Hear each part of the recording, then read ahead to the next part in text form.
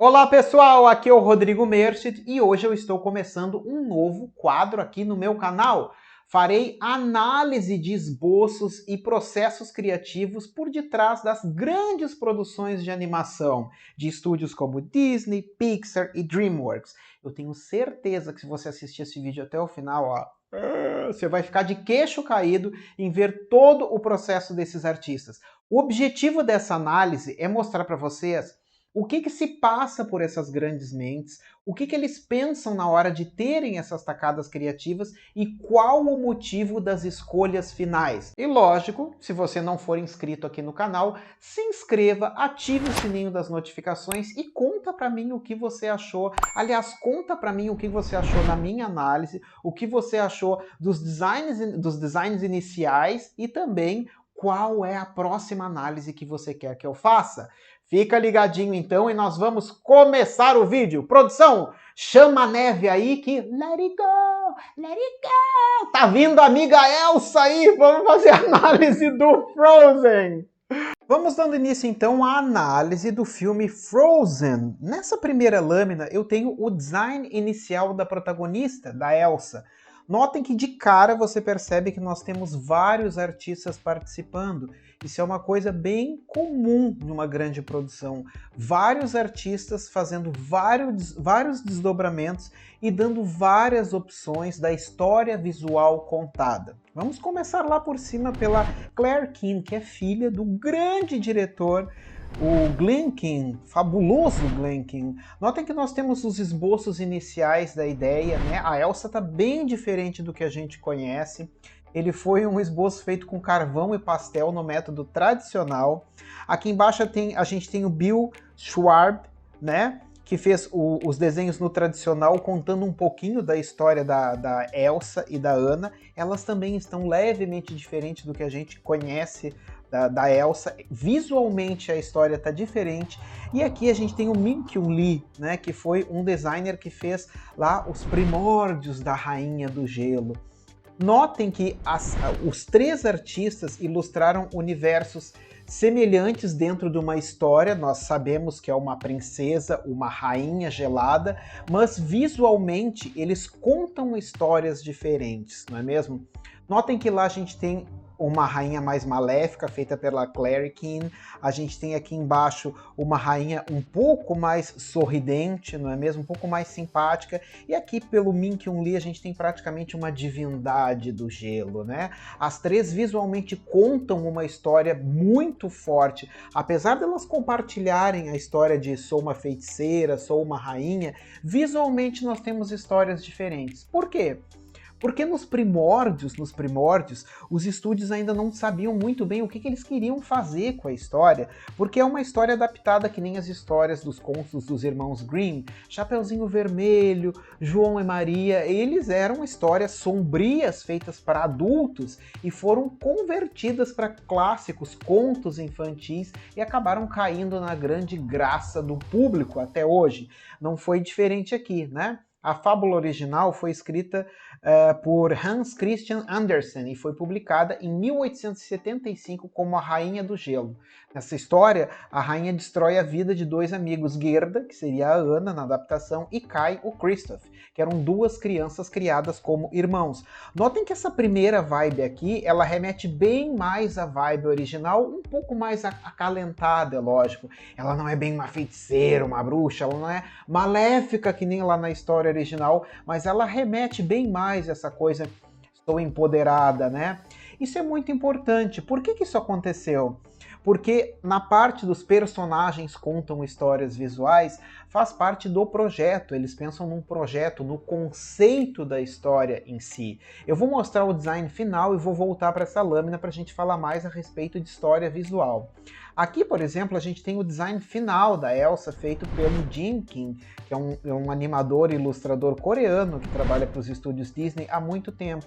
Provavelmente tudo que você conhece de princesas, tudo que você ama e todos os colecionáveis da Disney de princesas e filmes famosos tenham sido feitos por ele e você nem sabia.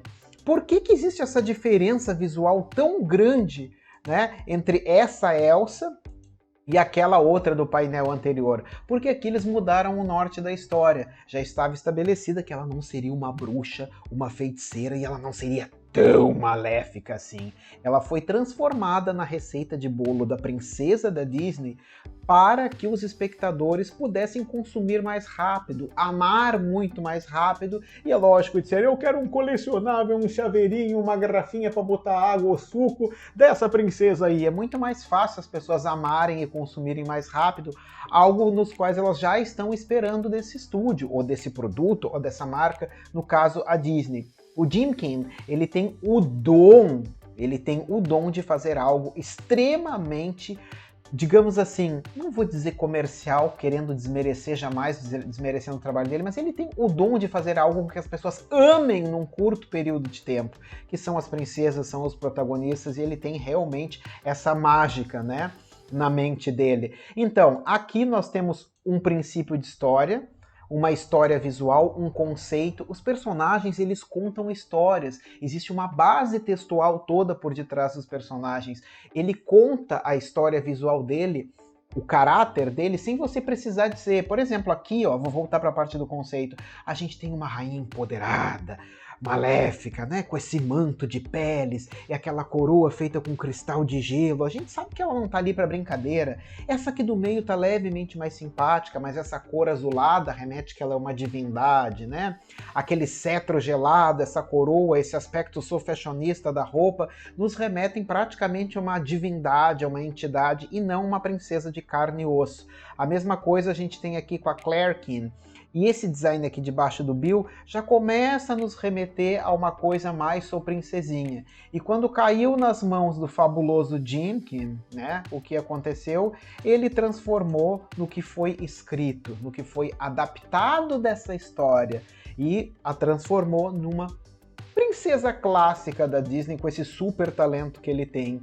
Então notem que a base conceitual de quem, quando e onde do seu personagem define tudo a respeito do visual dele. Nos meus treinamentos, eu acho muito importante ensinar isso, a contar a história por detrás do seu personagem visualmente. Quem ele é, o que ele faz, como ele vive. Isso são perguntas fáceis e que você consegue ter toda a base de criação em cima disso, ok? Vamos então, depois que tudo foi aprovado, depois que o design final foi aprovado, existem profissionais que trabalham com o figurino. Vocês já notaram que ultimamente, ao longo do contar da história, os protagonistas vão trocando de figurino? Se a gente parar para reparar os primeiros desenhos 2D dos estúdios Disney, né? Os grandes clássicos da era 2D, eles não tinham tanto essa troca de figurino. Notem que as animações atuais, a cada cena, a cada ocasião, o personagem troca de figurino para se adequar também à ocasião visual no onde ele está. Isso se chama Art Development. E um figurino bem desenhado, com certeza vai ajudar a contar melhor a situação do que está acontecendo no momento. Aqui nós temos o design final, feito pelo Jim King e pelo Gris e Norm, que são um casal, eles são um casal, a Griselda e o Norman. Eles trabalham para os estúdios Disney há muito tempo, um como artista visual, né? Ele faz a entrega, isso se chama Art Development, e o outro trabalha com storyboard, é um artista de storyboard. Notem que coisa tão linda, tão mágica que ficou essa escolha de padrões, de cores, para ajudar a contar essa história visual através do figurino. O figurino é uma coisa muito importante, ele ajuda a fidelizar o seu personagem e ajuda a dar mais poder, mais ênfase para ele. Um figurino muito bem escolhido para um personagem, às vezes pode salvar qualquer tipo de situação e qualquer tipo de dúvida. As pessoas não podem ter dúvidas quando olham os seus personagens, elas precisam só ter certeza. E esses caras aqui, com certeza, eles mandam muito bem. Knock. Just knock.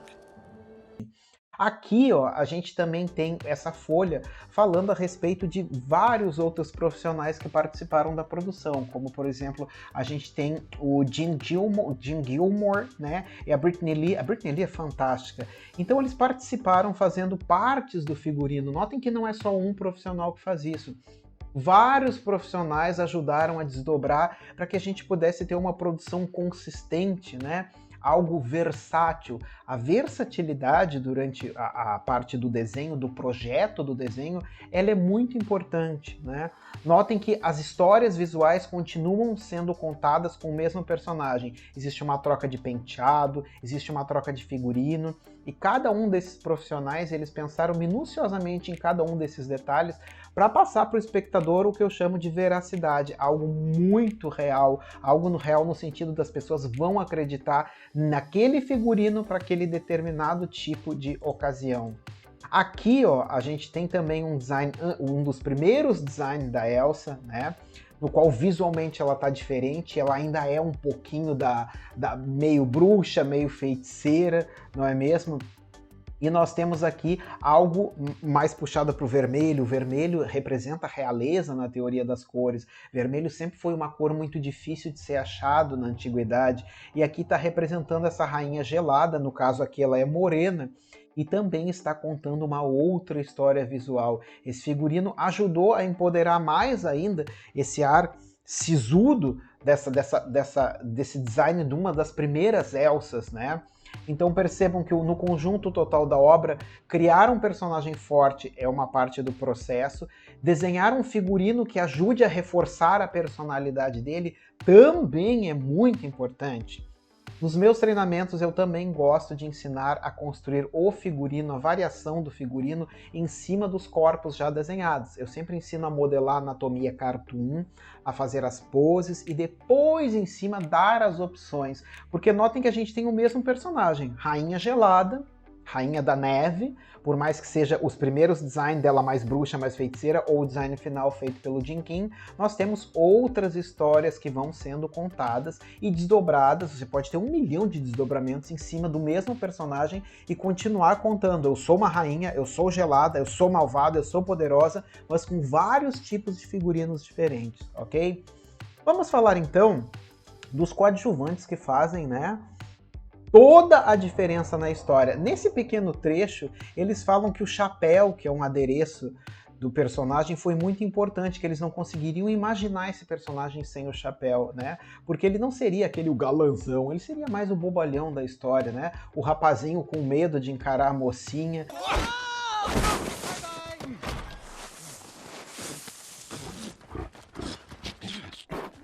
No, Sven, I didn't get your carrots.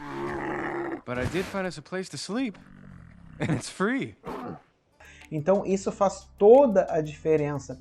Eles falam a respeito de que se tirassem essa peça do personagem, não conseguiriam representar aquele aspecto bobalhão dele, não é mesmo? Sem isso, e que o fato dele tirar isso em algumas partes do filme faz toda a diferença no caráter, na atuação desse personagem.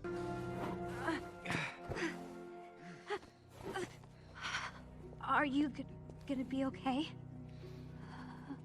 Don't worry about me.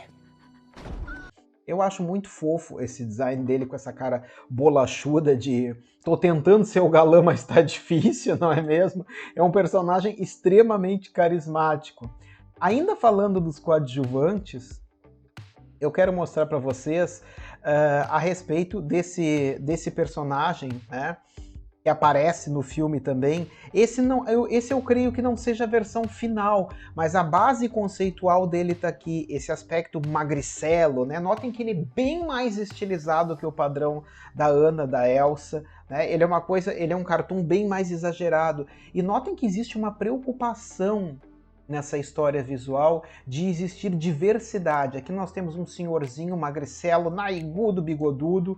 Aqui a gente tem o padrão, eu sou o mocinho, eu sou o galã, ou sou o príncipe bobalhão, que ele não chega a ser um príncipe, ele é mais o mocinho, né, da história sem ser o príncipe galã, não é mesmo? E nós temos a Elsa, que faz o padrão, sou princesa, sou rainha, e nós temos vários outros personagens coadjuvantes, como Olaf, por exemplo, que é feito só com formas básicas, somente com formas básicas, e ele consegue contar essa história visual sem que você precise dizer, não, esse é um boneco de neve bobalhão, ele vai tentar fazer várias coisas e vai se ferrar sempre. Você olha para a cara do Olaf, você tem essa plena certeza sem precisar ter uma palavra. Isso é muito importante. a diversidade nos personagens, não é mesmo? E essa atuação de corpo e alma deles. Pensem, personagens contam histórias e personagens são atores, eles atuam. Muitas vezes as pessoas me perguntam o que é preciso para você ser um designer de personagem consistente, e eu dou um exemplo desses grandes filmes. Notem a diversidade, não é sempre o mesmo Joãozinho, Mariazinha que só trocam o boné. Pensem se contratassem uma única pessoa ou uma pessoa que não tivesse uma visão maior ou que não brincasse com essas formas, fazer tudo padronizadinho, né? Parecendo um exército de robozinhos ou um exército de gêmeos, né? Como os meus alunos relatavam, nossa, antes de fazer esse treinamento, eu fazia todo mundo gêmeo, era sempre o mesmo, só trocava o boné. Agora eu consigo modelar, fazer um gordinho, um forte, um magricelo. É muito importante isso na história visual do personagem.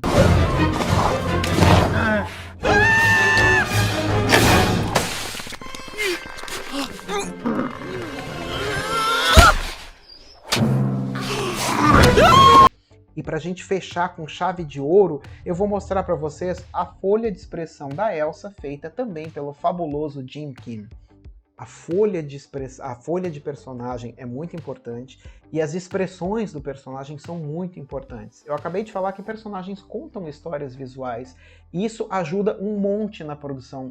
Pensem o quanto os outros artistas, os animadores, os produtores iriam passar trabalho se não tivessem essa informação firme a respeito não só de como desenhar os personagens, mas da expressão deles. Eles perderiam um tempo precioso e acabariam que cada um faria um tipo de expressão diferente. Então quem fez o design dos personagens, o Jim Kim, se preocupou em fazer também o set de expressões para orientar toda a equipe de animadores, porque sim, existe o 2D ainda atrás de todo o 3D para todas essas peças. Eu não preciso dizer para vocês que eu amo fazer expressões nos meus personagens e eu adoro essas coisas assim, ó, de ensinar para os meus alunos como se brinca com a modelagem, com os exageros, o que acontece com os elementos do rosto durante uma expressão. O personagem fica com toda uma vida e ele também atua, ele conta histórias visuais. Para recapitular então toda a minha análise do Frozen, vamos de novo, vamos lá. Primeiro, a história, o contexto por detrás do seu personagem, o quem, quando e onde faz toda a diferença para te nortear para desenhar um personagem consistente. Notem que aqui a gente tem uma informação, não é mesmo? E aqui a gente tem outra. As histórias eram diferentes, as bases conceituais eram diferentes. Quando existia um norte final, uma história final, o design mudou, porque foi baseado nesse conceito, o conceito de quem, quando e onde da protagonista e do filme inteiro, né? Nós temos também a parte dos profissionais que fazem o figurino. Um bom figurino ajuda a modelar e também ajuda a fazer com que o seu personagem atue de uma maneira mais veraz, né? Personagens contam histórias, mas você não precisa dizer ele faz isso, ele faz aquilo. A pessoa tem que olhar e saber o que o personagem está fazendo, saber todo o caráter dele. Eu vou terminar isso falando a respeito do meu amigo Olaf, que, como eu digo, é o bobalhão da história. A gente tem a plena certeza que ele é o derrotado e que ele só vai tentar fazer coisas boas, mas não vai dar certo. Ele é super divertido e você tem essa plena certeza somente com formas básicas e formas geométricas. Eu acho essa produção excepcional. Para terminar, eu vou deixar a folha de expressões da Elsa e dizer que eu sou fã do Jim Kim, sou fã dessa produção, e acho que esses são todos passos extremamente necessários para que você consiga criar um personagem consistente. Saber a história do seu personagem, saber desenhar um bom figurino e dar opções de figurino e, lógico, fazer eles atuarem, fazendo expressões, fazendo sons e tudo mais. Dá toda uma vida para os seus personagens. Espero que vocês tenham gostado da minha análise crítica, analítica. Eu sou muito fã do Frozen, eu acho uma produção sensacional. Digita aqui pra mim se você ficou tão de queixo caído quanto eu na hora do design inicial de todos os personagens, das tacadas criativas. E lógico, comenta aqui pra mim qual é o próximo filme que você quer que eu faça essa análise. A gente se vê numa próxima então. Tchauzinho!